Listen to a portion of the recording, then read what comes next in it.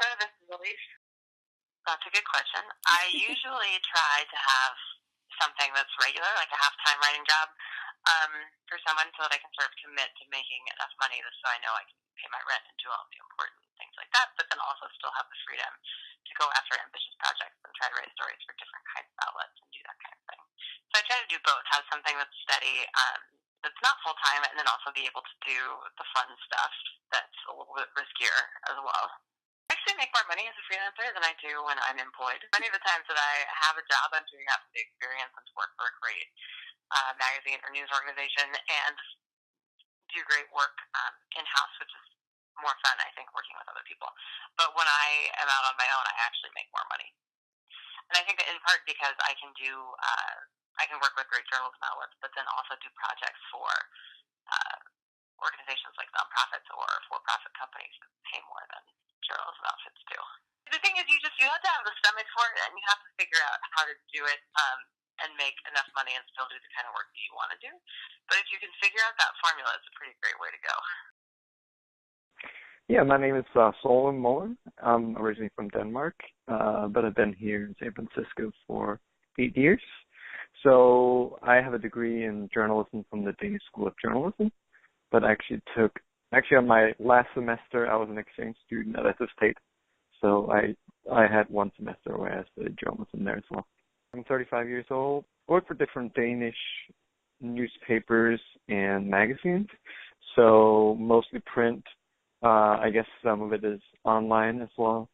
I mean, there's a couple of newspapers I work for on a regular basis called Politiken and Jyllandsposten. It's like the largest national newspapers in Denmark.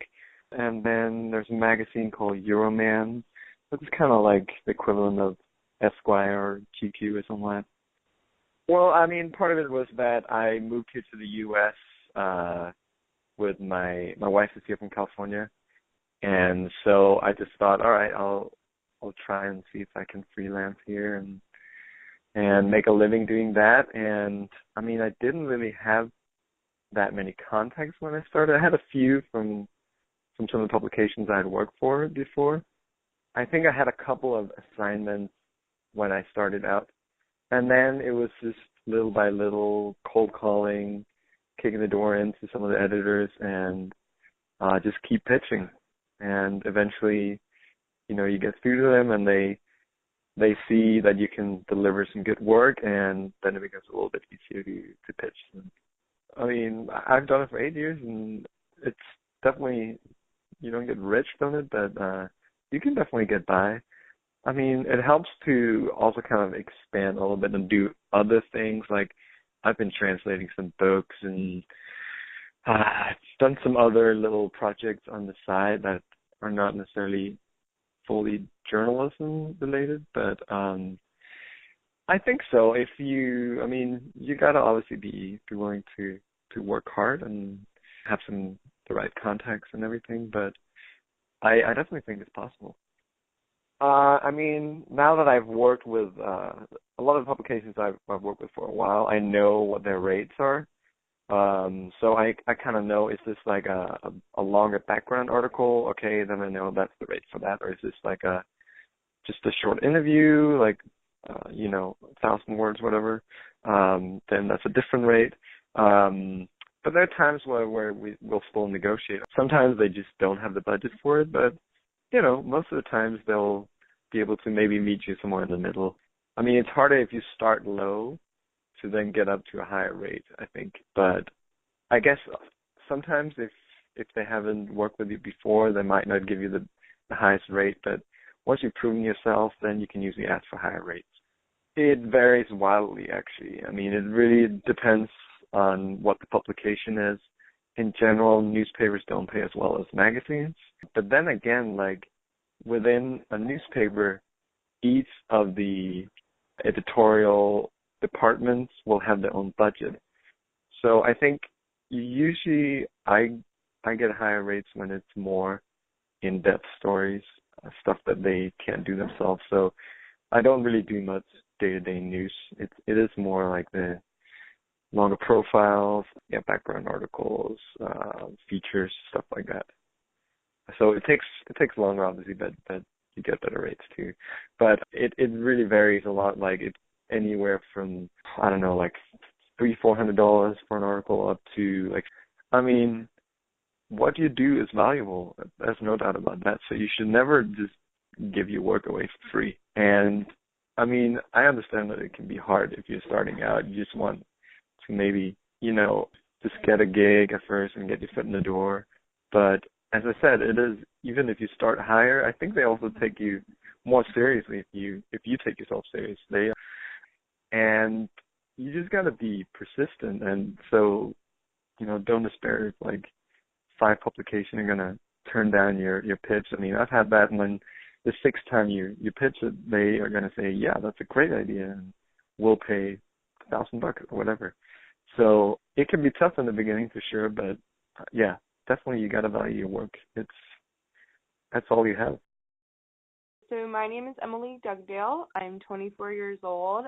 I have a BA in political science from Williams College, and I freelance in print and specifically print media.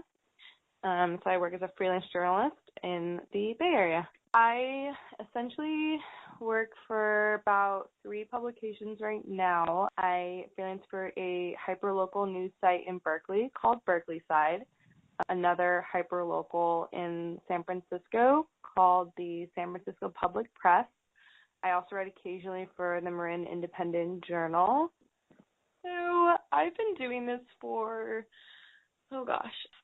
about almost 2 years. So after I graduated from college, I did an internship with the San Francisco Bay Guardian, which is a now defunct alternative weekly. So that folded during my internship. So I kind of got launched into freelancing as a way to sustain myself. So I kind of came into it thinking, okay, this is a way I can just, keep writing and then, sustain myself with other work. It really was able to provide me the flexibility that I needed to be able to pursue other projects as well as get my name out there. And also what I like about it is that I'm not tied to one specific publication or one specific beat. So I get to touch a lot of different areas, which I really like. It's a good way to be able to kind of understand what you really want to write about. Because I can say before I started doing this, I don't think I really knew exactly what I wanted to do. I still don't really, but it's a good way to get your feet in your toe in a bunch of different ponds, I guess. So I know a lot of people who do what I do, who freelance, and I think almost 100% of the people I know do not freelance full time. They have either a side job as a bartender, or they nanny, or they work retail, or they have some other thing that they do. Maybe they write grants, maybe they do content blogging. So in my situation, I've always tried to hold down another job while I've been doing freelancing. So I've never completely lived off it. I think that's very hard to do, and I don't know very many people who do that. Most of the places I write for, they do a flat rate, so a flat amount of money per article or per word count.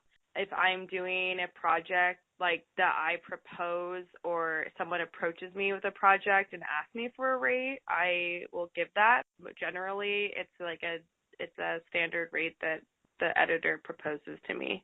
I mean, there's people who've been doing this for, 30 plus years. So, I have a very limited knowledge, but when I first started doing this, I wrote a lot for free. I just really wanted to get my name out there. So I did a lot of free work, and it was great for exposure, but I wasn't getting paid for a lot of hours.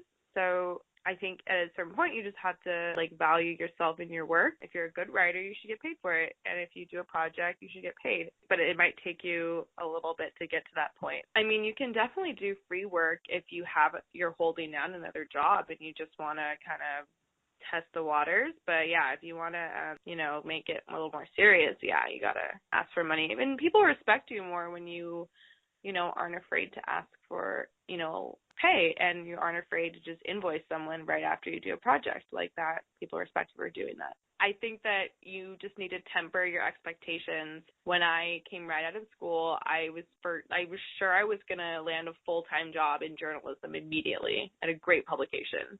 And that just did not happen. And it's because the field is very competitive. And so you just have to be willing to stick it out through some assignments that you might not love, stick it out for some work that is free.